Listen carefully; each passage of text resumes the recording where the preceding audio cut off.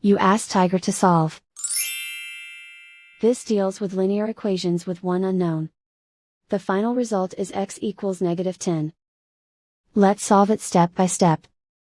Group all x terms on the left side of the equation. Subtract x from both sides.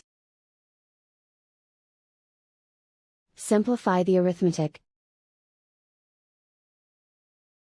Group like terms. Simplify the arithmetic. Isolate the x. Divide both sides by -0.5. Cancel out the negatives.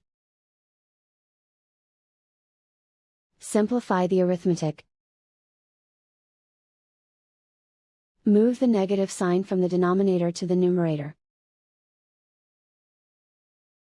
Simplify the arithmetic. And so the final result is x equals -10.